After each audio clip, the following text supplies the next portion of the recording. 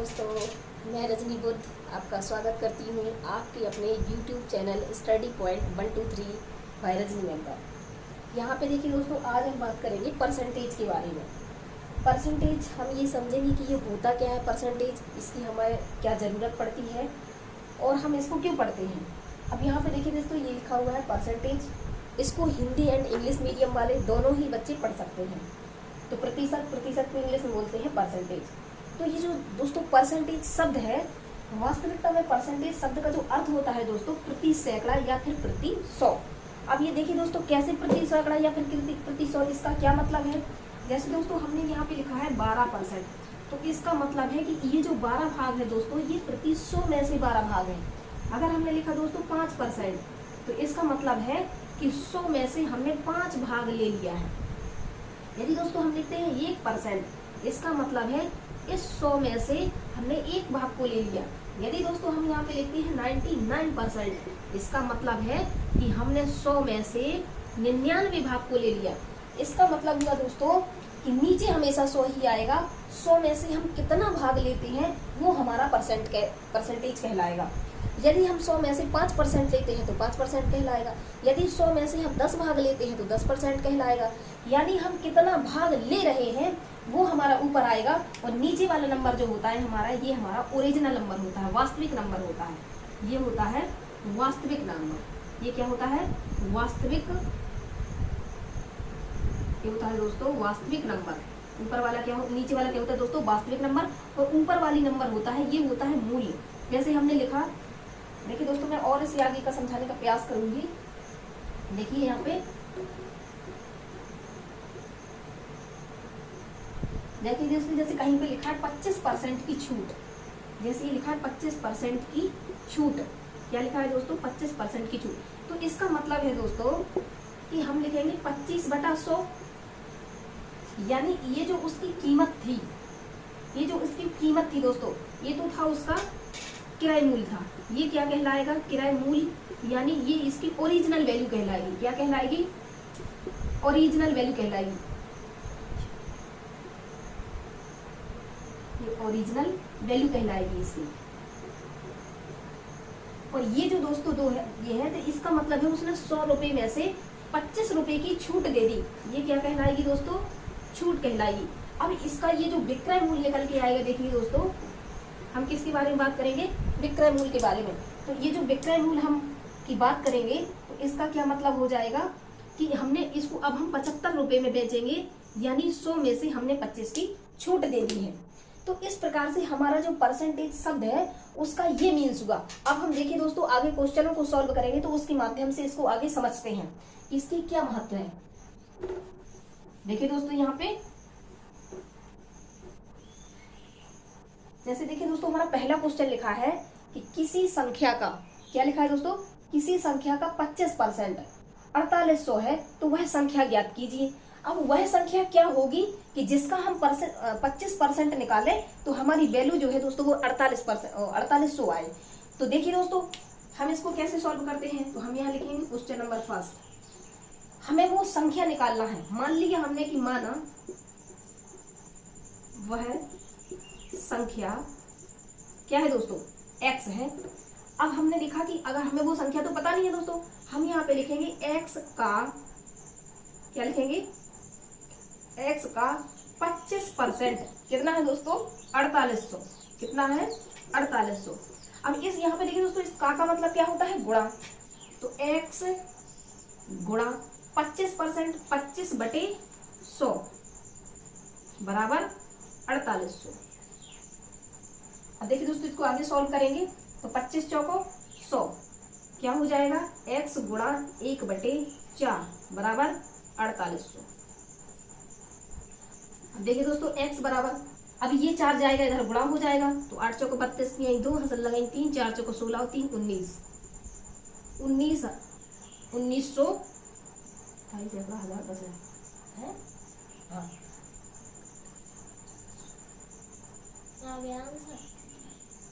तो देखिए दोस्तों, इसका आंसर इतना आएगा 19,200। हाँ, आंसर आ गया है। तो ये आएगा आंसर। तो ये तो दोस्तों मुझे आपको समझाना था, तो मैंने आपको इतना लॉन्ग समझाया है। अगली बार से मैं इतना लॉन्ग नहीं समझाऊंगी। एक बार फिर से मैं आपको रिपीट कर देती हूँ ताकि आपको इस एक सवाल को अच्छे से समझ लें, फिर अपन थोड़ा सा शॉर्टकट में चलेंगे। ये लिखा है देखिए कि उसने पूछा कि किसी संख्या का 25% 4800 है तो वह संख्या ज्ञात कीजिए। तो देखिए दोस्तों, यानी 4800 है, हाँ 4800 है। तो यहाँ पे देखिए दोस्तों, मान लिया हमने कि वो संख्या x है, x का 25% बराबर 4800। अब यहाँ देखेंगे दोस्तों कि x का मतलब होता है गुणा 25 ऊपर रहेगा, और परसेंट का मतलब होता है बटे में 100। परसेंट का मतलब बटे में 100। इसको कैलकुलेट किया हमने तो 25 चौको 100, आंसर आ गया 1/4। 4 का यहाँ पे गुणा करेंगे तो हमारा आंसर आएगा 19200।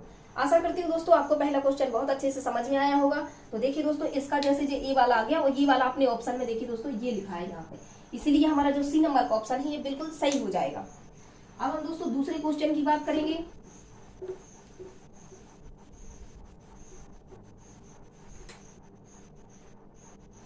देखिए क्वेश्चन नंबर दूसरा, क्वेश्चन नंबर दूसरे में क्या लिखा है कि किसी संख्या का, अब अगर दोस्तों अगर हमें डायरेक्टली ऐसा दिया है 25%, तब तो हम आसानी से सॉल्व करते हैं। अगर हमें यही परसेंट दोस्तों बटे में दिया हो या कुछ ऐसे दिया हो, तब फिर क्या करेंगे। किसी संख्या का 11 सही 1/9% 3500 है तो वह संख्या ज्ञात कीजिए। देखिए दोस्तों, इसे भी हम बड़ी आसानी से सॉल्व करेंगे। हमने मान लिया दोस्तों कि वो संख्या x है। क्या है वो संख्या x, और x का जो है ये 11 सही 1/9% है बराबर 3500। अब देखिए दोस्तों, अगर हम इसको आगे सॉल्व करना चाहें तो देखिए क्या आता है, 11 नाम 99 और 1 100, ऊपर क्या आ जाएगा दोस्तों 100, नीचे क्या हो जाएगा 9, और इसका जो परसेंट है ये तो बटे का 100 रहेगा ही रहेगा, तो बराबर में हमारा कितना आ जाएगा 3300। आगे देखिए दोस्तों, यहाँ हम 100 से 100 कैंसिल कर देंगे, हमारा आंसर क्या आएगा, यहाँ पे बचा 9 और यहाँ पे बचा 3500। 9 से 9 का यहाँ पे सीधा क्या हो जाएगा गुणा, तो 9 पाना 45, 45 की 5 हसल लगाई 4, 9 30 27, 27 और 4 कितने होते हैं 31। तो देखिए दोस्तों ये हमारा आंसर आ गया 31,500। देखिए कहीं 31,500 इसके ऑप्शन में कहीं दिख रहा, जी दोस्तों बिल्कुल दिख रहा, तो हमारा सी नंबर का ऑप्शन एकदम राइट हो जाएगा।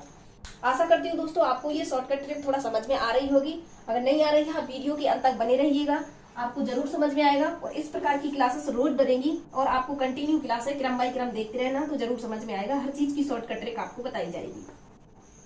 अगला क्वेश्चन देखिए दोस्तों, अब हम बात करेंगे क्वेश्चन नंबर 3 के बारे में। तो देखिए दोस्तों, क्वेश्चन नंबर 3 में क्या लिखा है।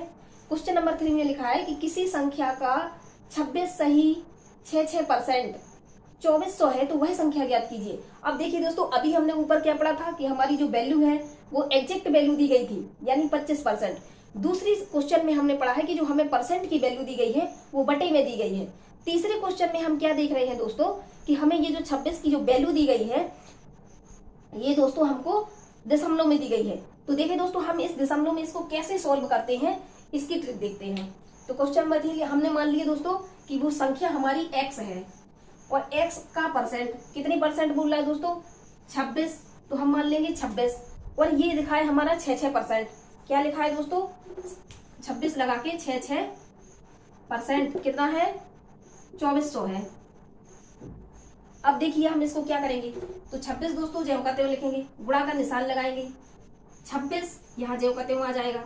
अब ये देखिए ये लिखा है 6%, तो ये 6 कब आएगा 6 × 18 6 × 18, तो ये कब आएगा परसेंट में।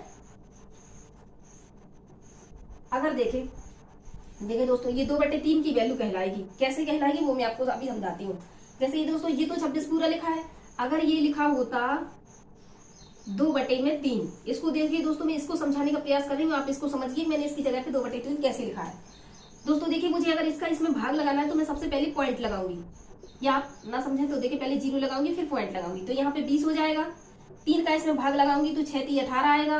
अब 20 में से 18 जाएगा, फिर 2 बचेगा, यहाँ पॉइंट लगाए तो मैं 0 लगा ही सकती हूँ, फिर 6 × 18 लिखूंगी, फिर 2 बचेगा तो 6 × 18 6 × 18 6 × 18 6 × 18, इस प्रकार से ये कंटिन्यू आता रहेगा। तो हमने इसको कंटिन्यू न लिखते हुए क्या किया है,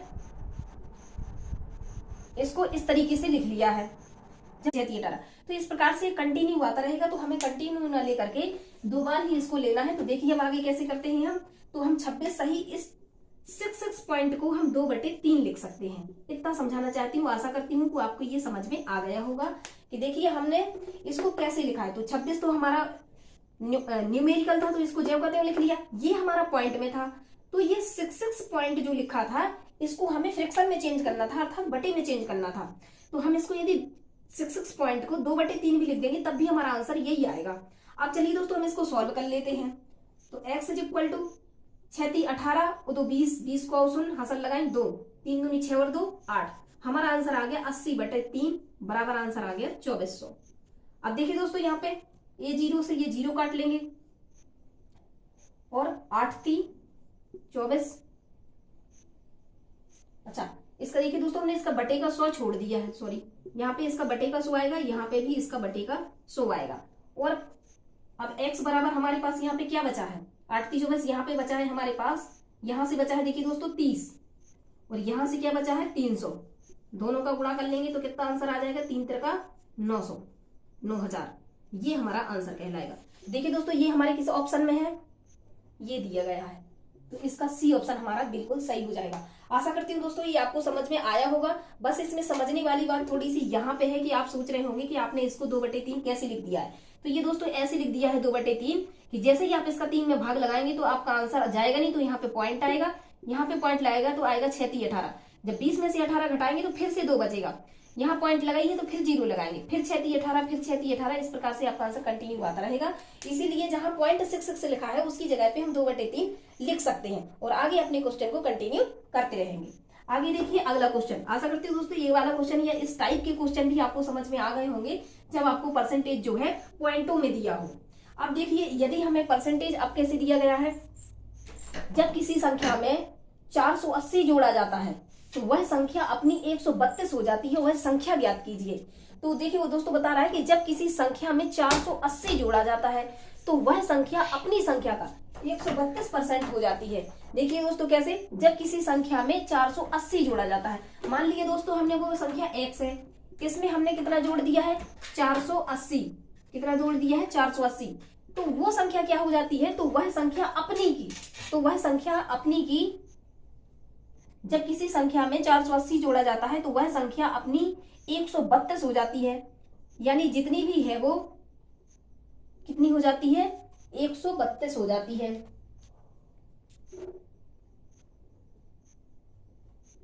कि गुणीय बोल रहा है क्या बोल रहा है, जब किसी संख्या में 480 जोड़ा जाता है तो वह संख्या अपनी 132 हो जाती है, वह संख्या ज्ञात कीजिए। इसको देखिए दोस्तों हम 2 प्रकार से लगा सकते हैं, इसको शॉर्ट ट्रिक में लगाने की प्रयास करते हैं। देखो दोस्तों जब किसी संख्या, मान लिया हमने कि वो संख्या अभी 100 है, कितनी है 100 है, अब इसमें कुछ हमने जोड़ा, कितना जोड़ा, किसी संख्या, जब किसी संख्या में 480 जोड़ा जाता है तो वह संख्या अपनी संख्या की 132 हो जाती है। मान लिया हमने दोस्तों कि पहले हमारी संख्या जो है वो 100 थी, अब जोड़ करके 132 हो गई। आप देखिए दोस्तों यहाँ से इसमें कितनी की वृद्धि हुई है 32% की। आशा करती हूँ दोस्तों आप इसमें समझ पा रहे होंगे। यदि ये वस्तु पहले 100 रुपए की थी, अब ये 132% हो गई, यानी पहले ये 100% थी, अब ये 132% हो गई है, जो कि हमें क्वेश्चन में दिया गया है कि ये 132% हो जाती है। तो देखिए दोस्तों पहले ये 100% थी, तुम भी समझ लो प्रकाश, बहुत अच्छा क्वेश्चन है कि जब किसी संख्या में 480 जोड़ा जाता है तो वह संख्या अपनी की 132% हो जाती है, वह संख्या ज्ञात कीजिए। मान लिया हमने पहले वो संख्या 100 थी, अब ये इसमें कुछ जुड़ा जिससे ये 132% हो गई। तो आप देखिए दोस्तों इसमें कितना जुड़ा होगा, हम मानते हैं दोस्तों इसमें 32% जुड़ा होगा, तभी ये 100 में 32% जुड़ने के बाद ये 132 हो गया। और हमने अंकों में देखिए दोस्तों कितना जोड़ा है, वो कह रहा है कि वह किसी संख्या जिसमें 480 जोड़ा जाता है, तो हमने कितना जोड़ा है 480, कितना जोड़ा है क्वेश्चन में हमें दिया गया है कि हमने 480 जोड़ा, और इसमें जो परसेंट के हिसाब से जुड़न आ रहा है दोस्तों वो आ रहा है 32%। तो हम इसमें लिखेंगे जो 480 हो गया और 32, और हमें मूल संख्या चाहिए कि वो संख्या कितनी है। मूल संख्या की वैल्यू हमने दोस्तों 100 मानी थी, इसमें 100 का गुणा कर देंगे। अब देखिए दोस्तों ये किससे कट रहा है, 16 दूनी 32 और 16 ती 48, यहाँ 2 से काटेंगे तो हमारा आंसर आ जाएगा 1500। क्या जाएगा 1500। आशा करती हूँ दोस्तों हमारे ऑप्शन नंबर बी में दिया गया है, तो ये हमारा बिल्कुल आंसर सही हो गया। अब अगर दोस्तों आपको ये लग रहा होगा कि इधर यहाँ पे ये कैसे किया, तो इसके लिए मैं एक फॉर्मूला नोट डाल के लिख देती हूँ, आप उसको समझिएगा। ऊपर को मिटा के मैं यहाँ पे लिख देती हूँ, ये बहुत काम की चीज है, आप इसको ध्यान रखिए कि जब ये इस तरीके के सवाल दिए गए हैं तो कैसा करते हैं। देखिए नोट में लिखेंगे हम, नोट डाल के इसको अपने नोट्स में लिख लीजिए कि जो दिया उसका भाग, जो दिया उसका भाग, जो पूछा उसका गुणा, जो पूछा उसका गुणा। देखिए दोस्तों कैसे हमें दिया गया था, हमने उसकी जो मूल वैल्यू मानी थी वो 100 थी, 100 से बढ़ के हो गई थी 132। तो हमने जो वैल्यू मानी है और ये जो बढ़ गई है, तो इसमें दोनों में अंतर कितने का आया है? 32% का अंतर आया है। और हमने यहाँ पे पहले हमारे पास जो भी वैल्यू रही होगी उसमें हमने 480 जोड़ा, हमारे पास जो भी वैल्यू रही होगी हमने उसमें 480 जोड़ा। तो देखिए दोस्तों यहाँ पे जब हमने 480 जोड़ा तो ये हमारा अंतर कहलाएगा। जैसे हमारी मान लो यहाँ पे कोई वैल्यू रही होगी, हमने इसमें 480 जोड़ा होगा, तो हमने कितना आया जोड़ के हमें ये भी नहीं दिया गया, पर हमें इतना दिया गया है कि हमने जोड़ा 480 है, तो इन दोनों का जो डिफरेंस होगा वो कितना होगा? 480 होगा। और परसेंट में डिफरेंस आ रहा है दोस्तों 32% का। और हमसे मूल वैल्यू पूछी गई थी और मूल वैल्यू हमने 100 मानी है, इसलिए 100 का गुणा कर दिया। आगे सवाल को कैलकुलेट करेंगे तो हमारा आंसर इस प्रकार से आ जाएगा। आगे देखिए दोस्तों, अब यहाँ पे इस बीच ये जो हमने नोट में लिखा है कि जो दिया उसका भाग, जो पूछा उसका गुणा, ये बहुत काम की चीज है और ये आपको आगे तक काम में आएगी। आप कहीं पर भी किसी भी फॉर्मूले में लगा सकते हैं जिसमें जो वैल्यू दी गई हो और उसके विपरीत आपसे दूसरी वैल्यू पूछी हो, तो वहां पे अपन इसको कैलकुलेट कर सकते हैं। आशा करती हूँ दोस्तों ये वाला आपको बहुत अच्छे से समझ में आया होगा। नहीं आता है आप वीडियो को रुक रुक करके देखें, थोड़ा समझने और वीडियो को पूरा देखें, तभी आपको अच्छे से समझ में आएगा। इसके लिए वीडियो को आप लाइक कर लें, सब्सक्राइब कर लें, कमेंट करें और अपनी राय मुझे जरूर दें कि आपको कहाँ दिक्कत आ रही है। बाकी मैं इसकी वीडियो कंटिन्यू बना के आपको डालूंगी और पूरा चैप्टर ही ये खत्म करूंगी। इसलिए मैं आशा करती हूँ दोस्तों कि आप अंत तक वीडियो में जुड़े रहें और अच्छे से अपने नोट्स को कंप्लीट करते रहें। जय भीम, जय भारत।